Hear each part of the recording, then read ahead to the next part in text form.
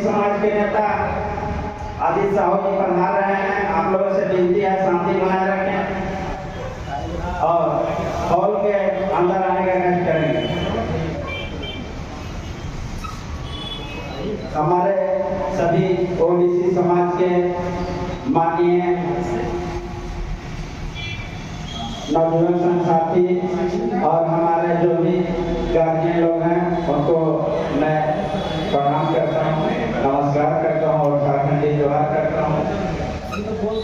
मेरा परिचय हुआ प्रमोद प्रसाद गुप्ता, लोक हित अधिकार पार्टी रांची जिला अध्यक्ष। आप सबों से निवेदन है कि आप लोग इस जगह पे जो पहुंचे हैं, इस बातों को जो सुन रहे हैं, ओबीसी समाज एकता अधिकार मंच का जो बहुत अच्छा लगा। मैं पहली बार सुना हूँ आज और मैं दौड़ कर राकेश जी से बात किया और मैं इस जगह पे जल्द से जल्द आया हूँ। हम लोग को भी कुछ अपनी पार्टी से बिजी शेड्यूल रहने के कारण मैं ओबीसी समाज से आता हूँ और मैं भी रहने वाला पलामू के छतरपुर से हूँ और मुझे बहुत गर्व हुआ कि आज हमारे ब्रह्मदेव प्रसाद जी ओबीसी समाज का जगह जगह तो गुलाम कर रहे हैं, हल्ला-बोल कर रहे हैं और ओबीसी समाज को जगा रहे हैं। मैं उनको भी बहुत बहुत धन्यवाद देता हूँ। और हमारे साथ हमारे लोक हित अधिकार पार्टी के जब भूजन ठाकुर मुख्य सचिव जी भी मेरे साथ आए हुए हैं, उनको भी बहुत बहुत धन्यवाद है, जोहार है। आज हम लोग का ओबीसी समाज कहीं न कहीं राजनीतिक क्षेत्र में पिछड़ा हुआ। हमारा ये ओबीसी समाज को कहीं भी राजनीतिक क्षेत्र में लोग वैल्यू नहीं देते हैं। इसका कारण क्या है? ये तो बहुत अच्छी तरीका से हम लोग जानते हैं कि हम लोग अपने हक अधिकार की लड़ाई कभी लड़ते नहीं हैं, कभी मांगते नहीं हैं।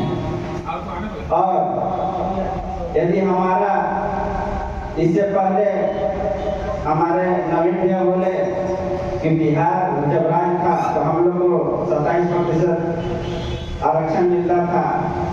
तो देखिए आज हम लोग को कहीं न कहीं झारखंड राज्य अलग होने से भी बहुत नुकसान हो रहा है। तो मैं और हमारे ओबीसी समाज के सभी व्यक्तिगत से निवेदन है कि हम लोग सभी लोग एकजुट होकर एक साथ जगह जगह पर उलगुलान करेंगे और अपनी मांगों को रखेंगे, तभी हम लोग को अधिकार मिलेगा, न तो कहीं मिलने वाला नहीं है। और हमारे जो भी ओबीसी समाज के लोग हैं, हम लोग से माताएं बहनों से मेरा निवेदन है कि हम लोग वोट के समय में भी खुलकर कभी वोट देने नहीं जाते हैं, अपने अपने कामों में व्यस्त रहते हैं।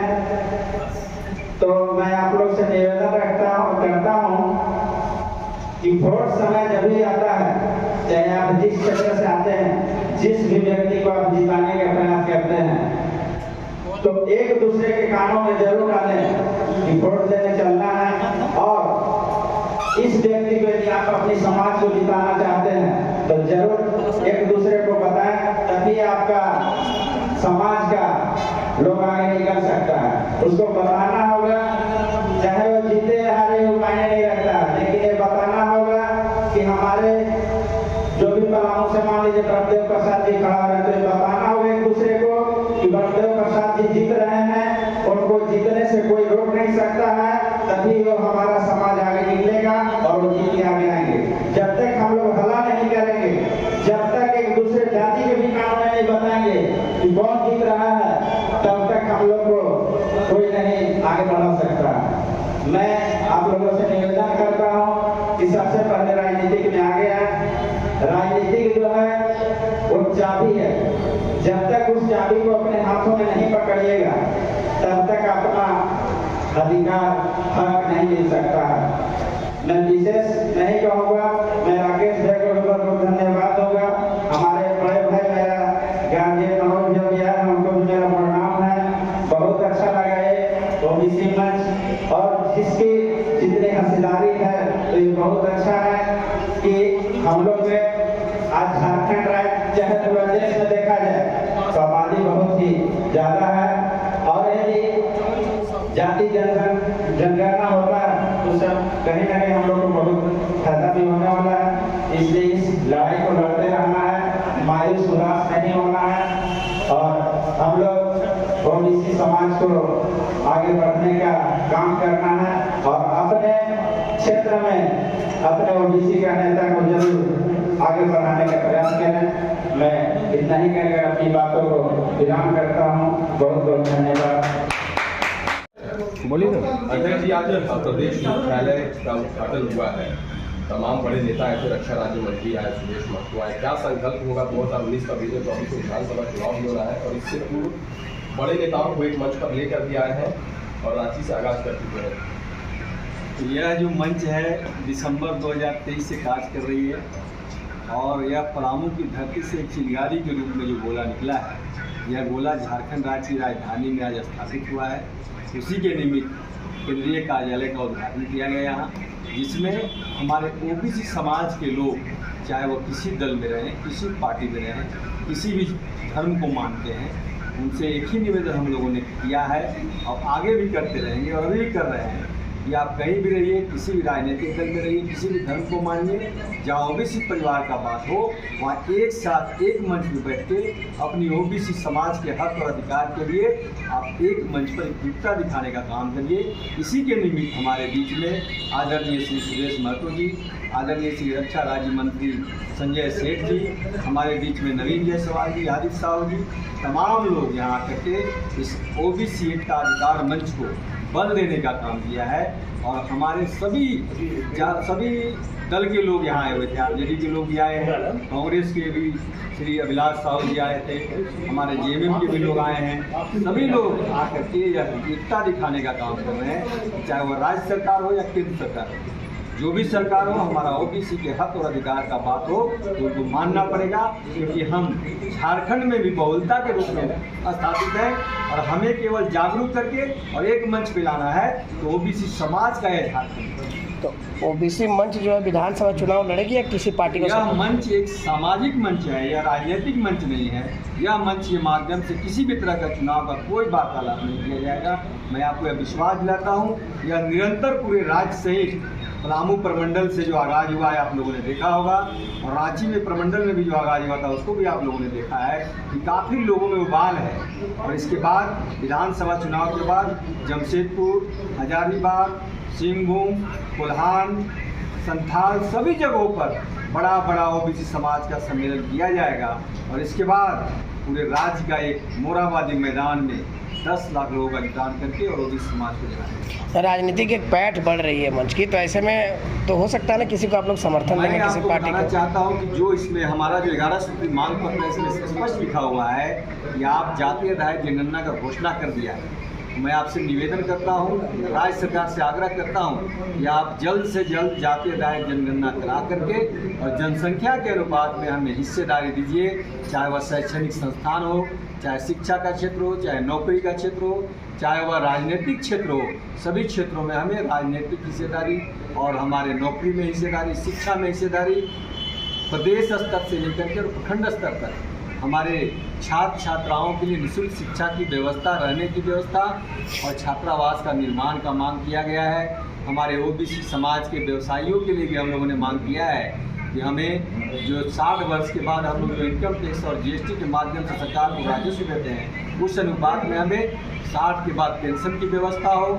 हमने यह भी मांग किया है कि ओबीसी परिवार के अन्य लोगों को जो ज़मीन का जो विवाद है वह सरकार एक अलग से विंग बना करके उस ज़मीन विवाद की मामला को निपटाए। पूरे प्रदेश में ज़मीन का विवाद बहुत गहरा विवाद हो गया है, इसलिए ये सभी हमारा 11 सूत्री जो मांग है इसमें हम लोगों ने दर्शाया है कि जो हमारे शिक्षित नौजवान बेरोजगार युवा युवतियाँ हैं उनके लिए ब्याज रहित 10 लाख का लोन आप उपलब्ध कराइए, जिसमें उनको ब्याज न लगे और वो रोजगार और स्वरोजगार का साधन ढूंढ सकें। ठीक है। उद्घाटन के साथ साथ आप लोग रथ भी रवाना कर रहे हैं, रथ का क्या उद्देश्य है, उसे क्या जागरूकता हम लोग दिलाने की कोशिश हम लोगों ने यह 11 सूत्री मांग जो है हम लोगों ने रथ के हो ऊपर गया, सारा बाइट हो लिखा गया। है। घुमा घुमा के हमारा क्या क्या मांग है और हम जागरूक हाँ, हाँ। क्या क्या मांग को लेकर के हम लोग आंदोलन कर रहे हैं, ताकि हमारे ओबीसी समाज के लोग जाग करके और उस आंदोलन में भाग लें और उस आंदोलन को सहयोग करें। तो आगे, एक आदमी और 10 आदमी चलिए, आगे, आगे।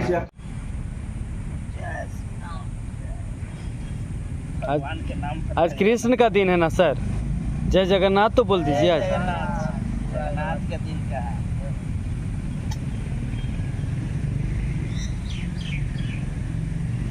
आज हम लोग जगन्नाथ भगवान के नाम पर वातावरण को शुद्ध रखने के लिए हम लोग जो है आम का पेड़ लगा रहे हैं और कुछ का पेड़ पौधा लगा रहे हैं। ऋषिकेश सर कुछ बोलना है आपको? इसी प्रकार हमारे सभी जनताओं से अनुरोध है कि एक पेड़ आज के दिन जरूर लगाएं, क्योंकि वातावरण शुद्ध रहे। एक पेड़ लगाना हजार लाखों जीवन को है बचाना। चलिए श्रवण कुमार जी से आग्रह है कि आदरणीय राज्यसभा सांसद जी को स्वर्ण देकर के उन्हें सम्मानित करेंगे।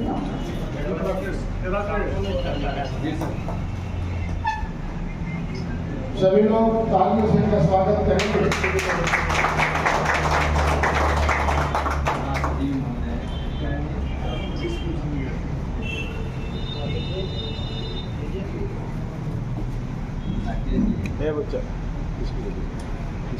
मैं आपको